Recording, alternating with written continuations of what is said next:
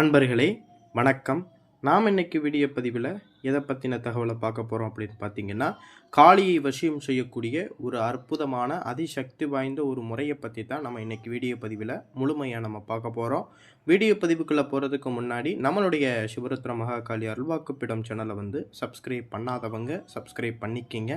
அதாவது உங்களுக்கு காளிட்ட அருள்வாக்கு கேட்கணும் அப்படின்னு உங்களுக்கு விருப்பம் இருந்துச்சு அப்படின்னா, ஸ்க்ரீனில் தெரியக்கூடிய வாட்ஸ்அப் நம்பருக்கு நேரடியாக வர முடியாத பட்சத்தில் தொலைபேசி மூலமாக நம்ம கோவிலில் பார்த்தீங்கன்னா அருள்வாக்குங்கிறது பார்த்து வந்துக்கிட்டு இருக்கோம். அதில் உங்களுக்கு ஏதாவது சந்தேகம் இருந்துச்சு, உங்களுக்கு அருள்வாக்கு பார்க்கணும்னு விருப்பம் இருந்துச்சு அப்படின்னா, ஸ்க்ரீனில் தெரியக்கூடிய வாட்ஸ்அப் நம்பருக்கு உங்களுக்கு அருள்வாக்கு பார்க்கணும்னு விருப்பம் இருந்துச்சுன்னா நம்மள்கிட்ட தொடர்பு கொண்டு அது பற்றின தகவலை தெரிஞ்சுக்கலாம். சரிங்களா? அதாவது இன்னைக்கு நம்ம பார்க்கக்கூடிய தகவல் என்ன அப்படின்னா, காளி வசியம். சரிங்களா? இந்த காளி வசியத்தை பார்த்தீங்கன்னா ஏகப்பட்ட வழிமுறைகள் இருக்குது இந்த காளி வசியங்கள்லையே. சரிங்களா?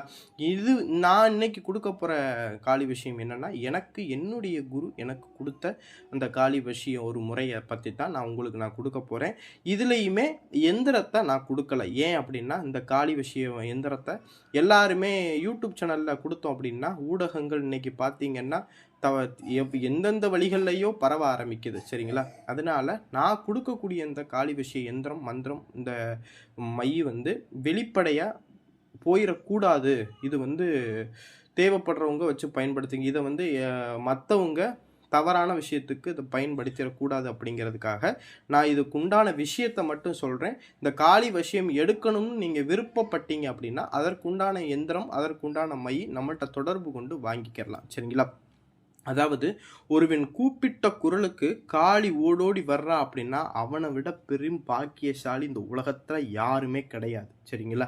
ஏன் அப்படின்னா, காளிங்கிறவன் ஒரு அற்புதமான கண்கண்ட தெய்வம்னா காளி தான். சரிங்களா?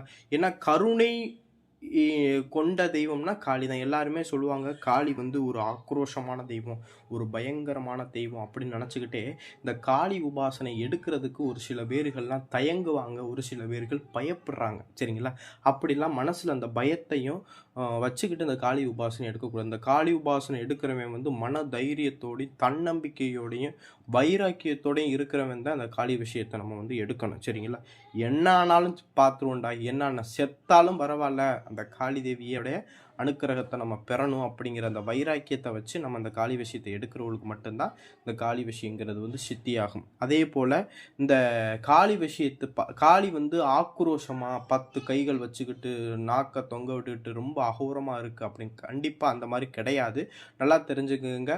அதை நம்ம எப்படி பாவித்து வணங்குறோமோ அதற்கு ஏற்றாறு போல தான் நம்மளுக்கு காட்சி தரும். சரிங்களா? நல்லவர்களுக்கு நல்லவளாகவும் கெட்டவர்களுக்கு கெட்டவளாகவும் காட்சி தரக்கூடியவள் தான் காளி. சரிங்களா? தன்னுடைய ரூபத்தை மாற்றிக்கிடுவா. சரிங்களா? அந்தந்த சூழ்நிலைகளுக்கு ஏற்றது போல யார் எந்தெந்த முறைகளில் எப்படி வழிபடுறாங்களோ அதற்கு ஏற்றாறு போல தெய்வம் தன்னுடைய மாய ரூபத்தை மாற்றிக்கிட்டு அந்த காளி தரிசனம் கொடுப்பா. சரிங்களா? காளி விஷயத்தில் இதுதான் ஒரு பெரிய ட்விஸ்டே. சரிங்களா?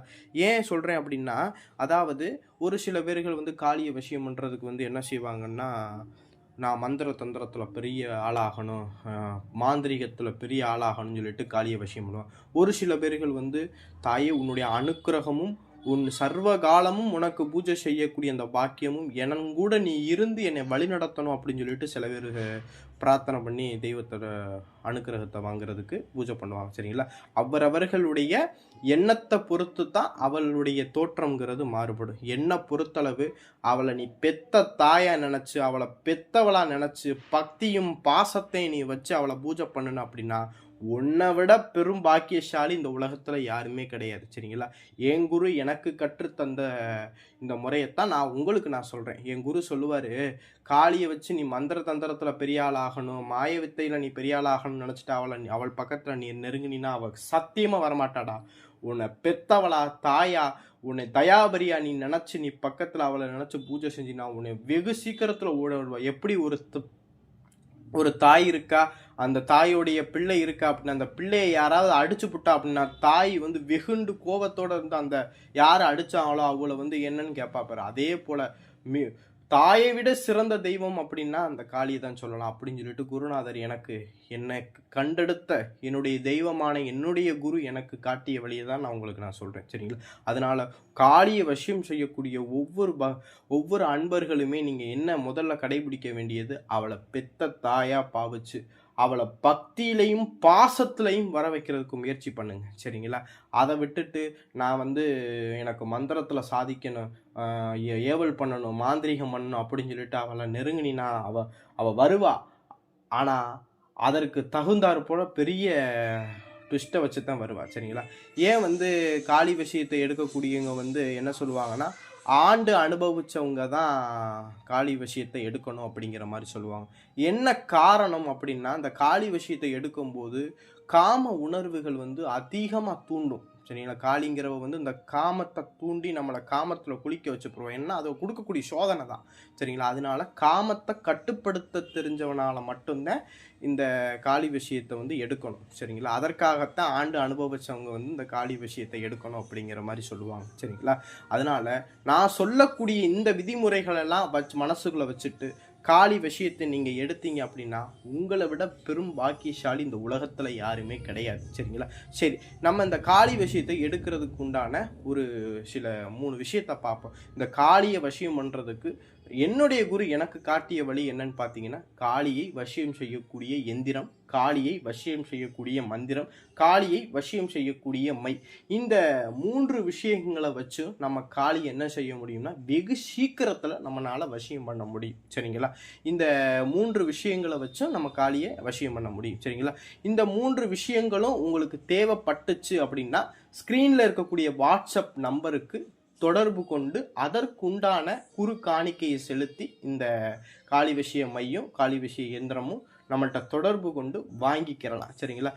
மற்றபடி காளி விஷயத்தை பற்றின தகவலை இந்த யூடியூப் சேனலில் நான் உங்களுக்கு பதிவிடுறேன். சரி, இந்த காளி விஷயத்தை என்னைக்கு ஆரம்பிக்கலாம் அந்த பூஜை அப்படின்னு பார்த்தீங்கன்னா, அதாவது வளர்விரையில் வரக்கூடிய ஞாயிற்றுக்கிழமை ஆரம்பிக்கலாம், இல்லை அப்படின்னா அமாவாசை நாளில் ஆரம்பிக்கலாம். இந்த பூஜையை இரவு நேரத்தில் மட்டும்தான் இரவு ஒரு 8 மணிக்கு மேலாக உங்களுக்கு விருப்பப்படக்கூடிய நேரங்களில் பண்ணிக்கிறலாம். சரிங்களா?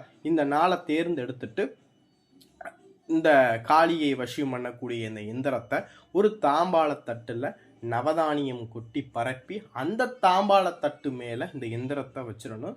இந்த எந்திரத்தை வச்சுட்டு காளியை வசியம் செய்யக்கூடிய மையை கொஞ்சோண்டு எடுத்து அந்த எந்திரத்துடைய மைய பகுதியில் நம்ம வச்சுட்டு காளி ஃபோட்டோவுக்கு முன்னாடி செவ்வரளிப்பூ மாலை சாத்தி இந்த எந்திரத்துக்கு தேங்காய், வாழைப்பழம், வெத்திலை பாக்கு, பூ, பழம் இதெல்லாம் வச்சு பூஜை போட்டுட்டு அந்த காளிக்கு உங்களால் முடிஞ்சிச்சு படையல் போடணும்னு விருப்பம் இருந்துச்சுன்னா பழங்கள் வச்சு ஒரு சக்கரை பொங்கல் வச்சு நீங்கள் என்ன செய்யுங்கன்னா வழிபடுங்க. காளியை வசியம் பண்ணும்போது நான் சொல்லக்கூடிய இந்த முறை பார்த்தீங்கன்னா நீங்கள் வீட்டில் இருந்தே காளியை வசியம் பண்ணக்கூடிய முறை தான். சரிங்களா? பல பெரிய பெரிய மந்திர விஷயங்களுக்கு தான் மயானத்தில் போய் பண்ணணும். நான் சொல்லக்கூடிய எளிமையான முறை இதுலேயும் காளி வசியம் பண்ணலாம். சரிங்களா? இந்த முறையில் நீங்கள் என்ன செஞ்சுக்கணுன்னா உங்கள் பூஜை ரூமில் உட்காந்துக்கிட்டு நீங்கள் அதற்கு முன்னாடி கீழே ஒரு துணி விரித்து அதன் மேலே நீங்கள் உட்காந்து ஒரு நாளைக்கு 1008 வீதம், நான் ஸ்க்ரீனில் கொடுத்துருக்கூடிய மந்திரத்தை ஒரு நாளைக்கு 1008 வீதம், மொத்தம் 48 தினங்கள் இந்த எந்திரத்தை நம்ம பூஜை செய்யணும். சரிங்களா? இந்த எந்திரத்தை பூஜை செய்யக்கூடிய காலகட்டங்களில் சுத்தபத்தமாகவும் பயபக்தியோடும் நம்ம இருக்கணும். சரிங்களா? அதே போல் நம்ம சமைச்சு நம்ம தான் சாப்பிடணும், நம்ம துணிமணியை நம்ம தான் துவைச்சு உடுத்திக்கிறணும். சரிங்களா? இந்த மாதிரி சில விஷயங்கள் எல்லாம் நம்ம கடைபிடிக்கணும். சரிங்களா? இதெல்லாம் கடைபிடிச்சு நம்ம பூஜை செஞ்சோம் அப்படின்னா காளி நம்மளுக்கு என்ன செய்வானா காட்சி கொடுப்பா. அந்த பிராத்தம் அந்த விதி பலன் இருந்துச்சுன்னா நேரடி காட்சி கிடைக்கும். இல்லை அப்படின்னா கனவு ரீதியாக உங்களுக்கு இந்த எலும்பு சம்பளம், விபூதி, மஞ்சள், குங்குமம் எதையாவது உங்களுக்கு கையில் கொடுத்து உங்களுக்கு சத்தியவாக்கு கொடுத்துட்டு போவா. சரிங்களா? நீங்கள் எதற்கு தகுந்த மாதிரி நீங்கள் பூஜை பண்ணுறீங்களோ அதற்கு தகுந்தாறு போல் உங்களுக்கு அந்த வரத்தை கொடுத்துட்டு போவோம். அதை மட்டும் விட்டு அதோட அந்த பூஜையை நீங்கள் ஸ்டாப் பண்ணிடக்கூடாது. 48 நாள் உங்களுடைய சுத்த பூஜையை முடிச்சுக்கிட்டு எப்போவுமே உங்கள் வாழ்நாளில் உங்களுக்கு எப்பப்பெல்லாம் நேரம் கிடைக்குதோ அந்த எந்திரத்தை எடுத்து வச்சு ஒரு விளக்கு பொருதி வச்சுக்கிட்டு அந்த மந்திரத்தை நீங்கள் ஜபம் பண்ண ஆரம்பிக்கலாம். சரிங்களா? அதுவே உங்களுக்கு மாந்திரீக மந்திர தந்திர விஷயங்களை பூராமே உங்களுக்கு சொல்லி கொடுக்கும். சரிங்களா? அதற்குண்டான சக்கரங்கள், ஏவலை விரட்ட பயன்படுத்தக்கூடிய மந்திரங்கள், சக்கரங்கள் எல்லாத்தையுமே கனவு ரீதியாகவே அனுபவத்தில் நீங்கள் இதை இதுதான் முதல் வகுப்பு. இந்த படியில் நீங்கள் கடந்து போயிட்டீங்கன்னா அதுவே உங்களை வழிநடத்தி உங்களுக்கு குருவாக இருந்து எல்லா விஷயத்தையுமே உங்களுக்கு கற்றுக் கொடுக்கும். என்னுடைய குருநாதர் பார்த்தீங்கன்னா காளிய விஷயம் செய்யக்கூடிய முறையை சொல்லி கொடுத்துட்டு அதுக்குன்னு மந்திரம் இதுகளை தான் வழிகாட்டுவாங்க. ஆனால் எனக்கு முக்காவாசி சொல்லி கொடுத்தது பூராமே காளி தான். சரிங்களா? அதனால் இந்த காளி விஷயம் எடுக்கணும் விருப்பம் இருந்துச்சு அப்படின்னா நம்ம ஸ்க்ரீனில் கொடுத்துருக்கூடிய வாட்ஸ்அப்புக்கு தொடர்பு கொண்டு, யாரும் தயவு செய்து கால் பண்ண வேணாம், வாட்ஸ்அப் நம்பருக்கு தொடர்பு கொண்டு உங்களுடைய சந்தேகத்தை வாய்ஸ்லேயே கேட்டுக்கலாம். சரிங்களா? நான் உங்களுக்கு பார்த்துட்டு ரிப்ளை பண்ணுவேன். தயவு செய்து யாரும் கால் பண்ண வேண்டாம். எதற்காக கால் பண்ண வேண்டாம்னு சொன்னால், ஒரு நாளைக்கு 50-60 பேர் யூடியூப் சேனலில் பார்த்து கால் பண்ணுறதுனால அதை டெய்லி நான் எடுத்து நான் உங்களுக்கு பேச முடியாது. ஏன்னா நான் பூஜை பண்ணுறேன். காளி கோயிலுக்கு வந்து நம்ம பூஜை பண்ணுறதுனால அந்த நேரம் நம்மளுக்கு போதியாதனால, சரி நேரம் இருக்கிற சமயத்தில் நான் வாட்ஸ்அப்பில் நீங்கள் மெசேஜ் பண்ணி வைங்க, நான் பார்த்துட்டு உங்களுக்கு கண்டிப்பாக ரிப்ளை பண்ணுவேன். அதற்குண்டான தகவலை நான் சொல்லுவேன். அதுக்கப்புறம் நான் தொடர்பு கொள்ள சொன்னேன் அப்படின்னா தொடர்பு கொண்டுங்க. சரிங்களா? இந்த வீடியோ பதிவு பிடிச்சிருந்துச்சு அப்படின்னா நம்மளுடைய சிவருத்ர மகாகாளி அருள்வாக்கு பெடும் சேனலை வந்து சப்ஸ்கிரைப் பண்ணாதவங்க சப்ஸ்கிரைப் பண்ணி. நன்றி, வணக்கம்.